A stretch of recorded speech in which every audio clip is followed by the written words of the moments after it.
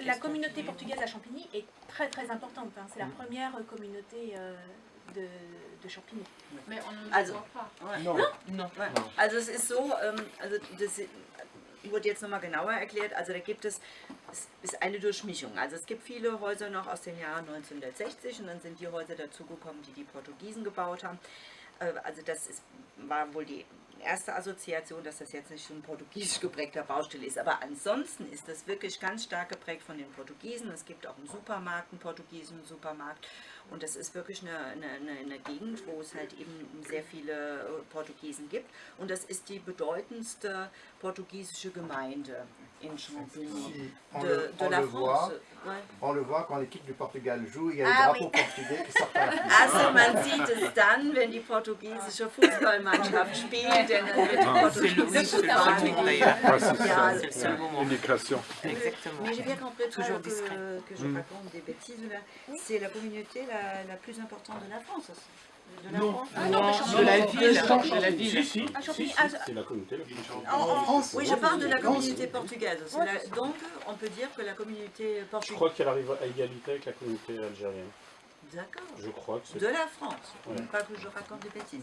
Also es ist in der Tat so, dass hier in Champigny wirklich die größte portugiesische Gemeinde von Frankreich ist. Und Monsieur meint also so langsam équilibré wird das so ausgeglichen mit der algerischen.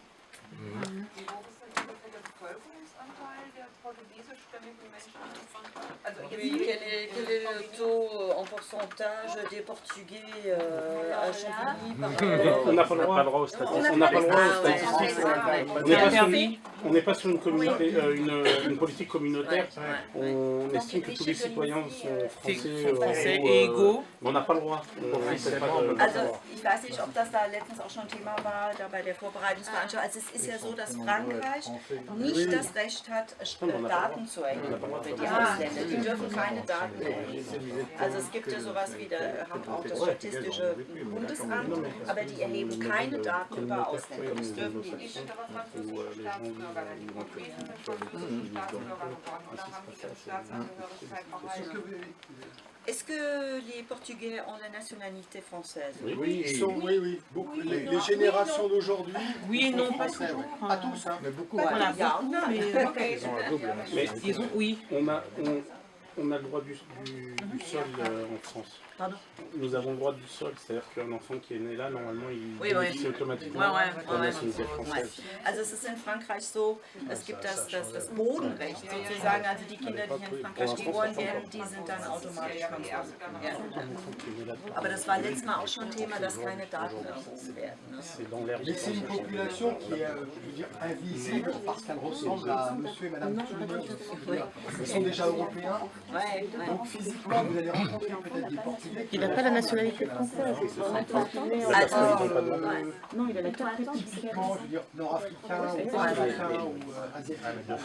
Also Monsieur hat auch nochmal erklärt, das ist sozusagen eine unsichtbare Bevölkerung, weil sie an Herr und Frau jedermann erinnern würden. Also sie fallen jetzt zum Beispiel im Stadtbild nicht so auf wie die Nordafrikaner. Alors, ils se fondent dans la population campinoise française. Hein. Ils sont français d'ailleurs, mais ils sont aussi très respectueux et la culture portugaise a une grande place. Leurs origines, il y a quand même un grand respect et une volonté de vouloir quand même garder et transmettre la culture portugaise. Il y a des restaurants, il y a des bars, il y a un marché portugais où dans ce marché on parle portugais. Ja, also das ist eine unauffällige Bevölkerung, der es wohl auch wichtig ist, halt eben nicht aufzufallen. Aber nichtsdestotrotz ist es ihnen wichtig, ihre portugiesische Kultur zu bewahren. Es gibt sehr viele portugiesische Restaurants, portugiesische Bars und in diesem portugiesischen Supermarkt spricht man zum Beispiel Portugiesisch. Et en fait, cette histoire du bidonville, qui était vraiment dont on ne parlait pas, par contre, elle est ressortie avec les petits-enfants qui, eux, ont découvert en fait l'histoire de leurs grands-parents et qui ont été, eux, non pas honteux, mais au contraire très fiers de ce qu'ils avaient fait, des sacrifices qu'ils avaient fait pour en arriver là. Also diese Geschichte der Bidonville ist wirklich, das wurde ja eben schon mal erwähnt, also die ist totgeschwiegen worden. Man hat sich geschämt und deshalb wurde das nicht thematisiert und entdeckt wurde sie letztendlich durch die Enkelkindergeneration, die darauf gestoßen sind, die halt eben gefragt haben, wie ihre Großeltern gelebt haben. Und die haben sich dann nicht geschämt, sondern im Gegenteil, die waren dann sehr stolz auf das, was ihre Großeltern getan haben, dass die geflüchtet sind und was die letztendlich sich dann aufgebaut haben. Also die haben Stolz entwickelt. Alors pour en revenir par contre aux grands ensembles, Um jetzt nochmal auf die Wohnblöcke zurückzukommen. il y en a plusieurs à Champigny, hein. Il y en a plusieurs. Es gibt also mehrere Wohnblöcke in Champigny. C'est les grandes taches blanches. Das sind diese großen weißen Flecken. Ici, ici, j'ai pas tout le territoire là. Voilà, c'est celui-là. Voilà, c'est celui-là que j'ai cherché, merci. Alors on va se mettre, voilà, on est, voilà, pour donner. Et ici, Tschüss. ici, au nord-est. Ah. Voilà. Ça, c'est le bois l'abbé. Voilà. Mm. Là. Là. Les mordacs, les boulereaux. Also das sind diese weißen Flecken und das waren jetzt die Bezeichnungen dieser Viertel, wo die Wohnblöcke sich befinden. Alors le problème des grands ensembles, certes il y avait les logements luxueux, c'est-à-dire salle de bain, plusieurs chambres, chauffage, électricité, toilettes. Also das Problem der Wohnblöcke, der großen Wohnblöcke besteht darin, also es gab luxuriöse, heißt mit Bad, mehreren Zimmern, Toilette, eigener Toilette. Et ces grands ensembles avaient une certaine mixité de population. Und diese Wohnblöcke hatten eine gewisse Durchmischung der Bewohner. Alors, mixité du point de vue des origines, mais pas forcément d'un point de vue social. Also Durchmischung in Bezug auf ihre Herkunft, aber nicht sozial gesehen. Ce qui s'est passé, alors le problème en plus c'est qu'il y avait les habitations et pas forcément les services qui allaient avec. Pas forcément les écoles, pas forcément les boutiques, des zones, pas de commerce, des zones vides. Ja, also es waren sozusagen leere Zonen. Das heißt, es gab die Wohnungen, die Wohnblöcke, aber es gab keine Einrichtungen. Das heißt, keine Schulen, keine Geschäfte. Ja, es gab nichts, also nur diese Wohnungen. Leere. Même pas de transport en commun. Ja, und kein öffentlicher Nahverkehr. Donc des zones laissées comme ça un petit peu en survie. Also so Zonen, die man so sich selbst überlassen hat, um zu überleben. Alors le maire de l'époque va beaucoup faire pour que ces zones ne restent pas comme ça. Also der Bürgermeister wird sehr viel unternehmen, damit diese Gebiete, diese Zonen nicht so bleiben. Et le maire, il était aussi sénateur à cette époque. Talamoni, Jean-Louis Talamoni. Der war, also dieser Bürgermeister war zu der Zeit auch Senator. Et, Ein Name, der mir jetzt nicht et il a beaucoup poussé.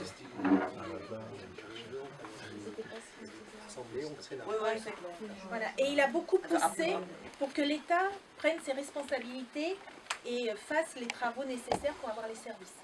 Und er hat sehr viel dafür getan und wirklich die Regierung auch dazu aufgerufen, dass sie ihren Pflichten nachkommt, etwas zu tun und dass sie halt eben wirklich auch etwas tut, um diese Gebiete nicht so sich selbst zu überlassen. Der heutige Bürgermeister.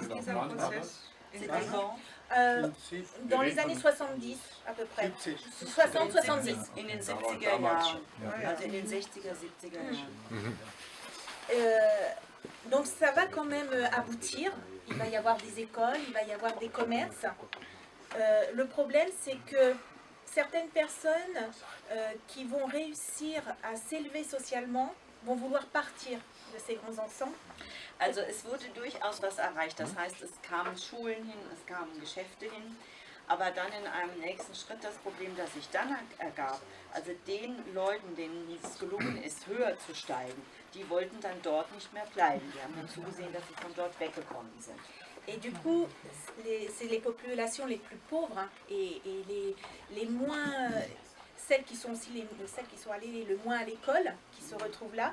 Et du coup, on assiste à un appauvrissement de ces quartiers et à un resserrement autour des communautés en fait. Ja, und das, was dann passiert ist, das ist natürlich, dass die Benachteiligten dort geblieben sind.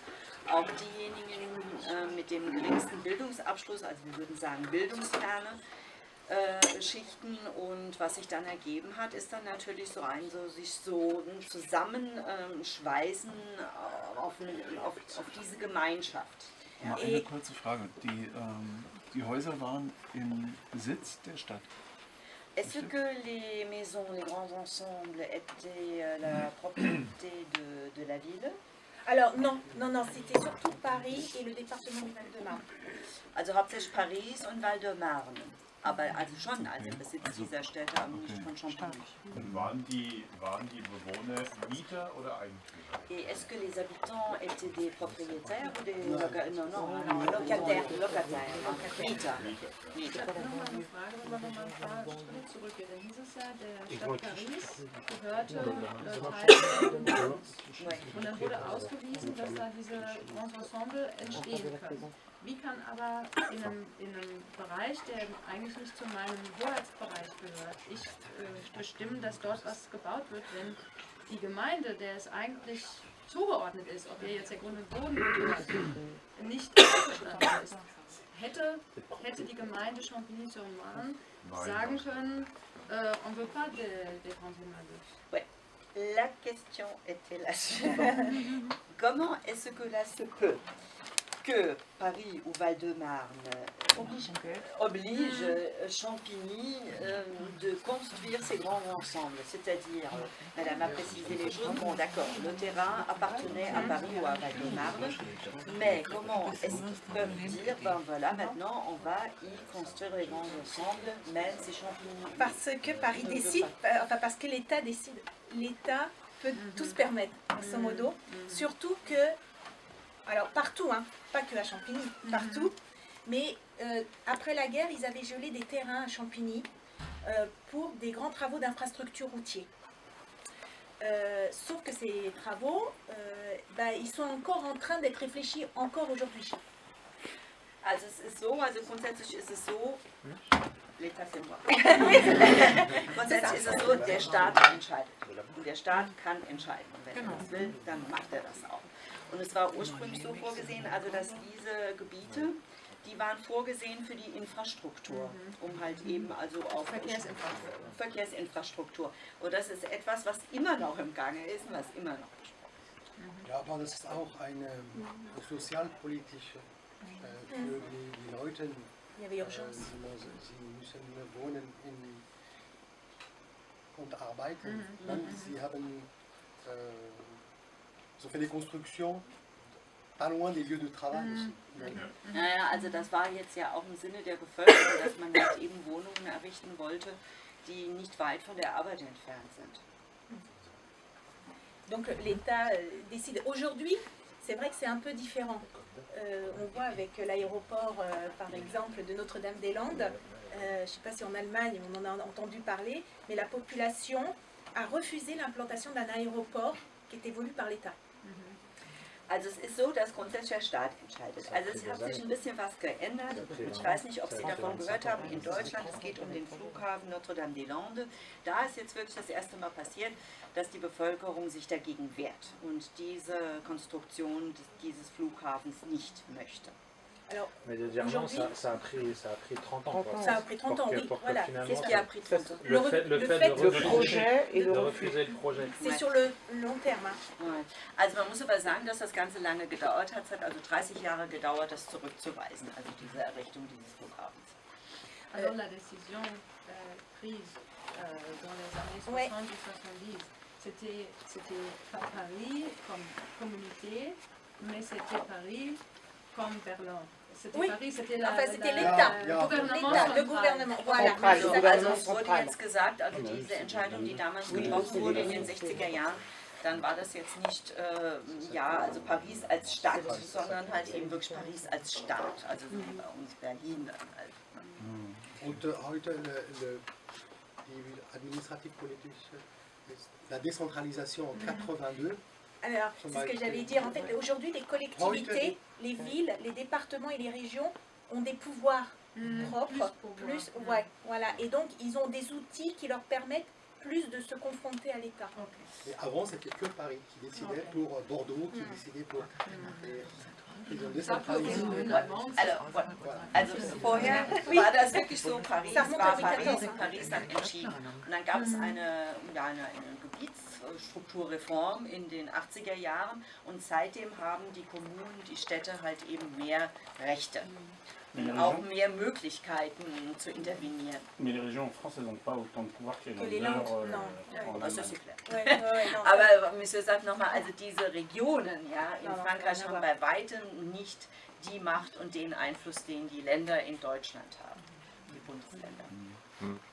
Donc aujourd'hui, en fait, pour Champigny, comme pour toutes les villes qui ont des grands ensembles, l'enjeu c'est de casser cet enfermement des grands ensembles dans lesquels ils se trouvent depuis plusieurs décennies, parce que ça crée des problèmes sociaux extrêmement importants. Ja, und jetzt ist halt eben die Herausforderung, dass man das sozusagen aufbrechen will, diese Wohnblöcke, diese großen Wohnblöcke, weil das halt eben sehr viele soziale Probleme hervorruft. Und können wir darauf noch mal kurz eingehen? Also, wir haben gehört, es war zuerst waren es diese portugiesischen Bidonvilles und dann wurde aufgrund der Wohnungsnot massiv gebaut und dieser Wohnraum geschaffen. Und die ersten Mietergruppen, die dort eingezogen sind, was ist da schiefgelaufen? Warum hat das von der sozialen Seite her nicht geklappt? War das der mangelnde Zugang zur Arbeit oder zur Bildung? Oder wo ist da die Wurzel in diesem Verständnis? Monsieur aimerait bien savoir. Alors le développement était tel.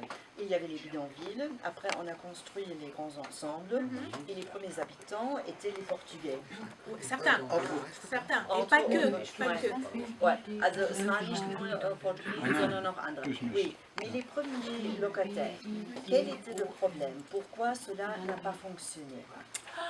Alors, manque au départ, je pense, beaucoup le manque des services publics, des transports en commun et des commerces. Ja, also Madame denkt, also zunächst einmal einfach, es gab keinerlei Einrichtungen, es gab keine Verkehrsanbindungen, es gab keine Geschäfte. Denkt sie, damit ging es schon los. Donc, il y a une sorte d'isolement qui se fait. Also dadurch entstand eine Isolierung. Also Service Public sind öffentliche Einrichtungen. Es gab ja nicht keine öffentlichen Einrichtungen, kein Nahverkehr, keine Geschäfte. Ja. Ghetto. Unattraktiv. Ja. Et quand on se trouve dans ce quartier-là, au Bois-l'Abbé, si on veut descendre dans le centre-ville, à pied, parce qu'il n'y avait pas... Il faut compter une bonne demi-heure. Also das heißt, voilà, en marchant. Das heißt, wenn man also hier in Bois-l'Abbé gewohnt hat, Entschuldigung, pour aller à la mairie, par exemple. Genau, nur um mal zum Rathaus zu gehen oder ins Zentrum von Champigny zu gelangen, musste man auf jeden Fall eine halbe Stunde zu Fuß rechnen, denn es gab nichts, es gab keinen Bus, kein nichts, es gab keinerlei Verkehrsanbindung. Das heißt, die Kinder sind doch sicherlich zur Schule gegangen. Oui, mais comment est-ce qu'ils ont fait avec les enfants pour aller à l'école? Alors c'est là que le maire est intervenu très très vite, parce que justement, il a poussé pour qu'il y ait des écoles qui se construisent. Et il y a un certain nombre d'écoles, il y a 2 écoles qui se sont construites dans ce quartier, entre et Anatole France, en l'espace de à peine en l'espace de 5-6 ans. Il y a 2 écoles qui se sont construites, une école qui s'est construite aussi ici, il y a au moins 4-5 écoles qui se sont construites autour pour au moins intégrer les enfants.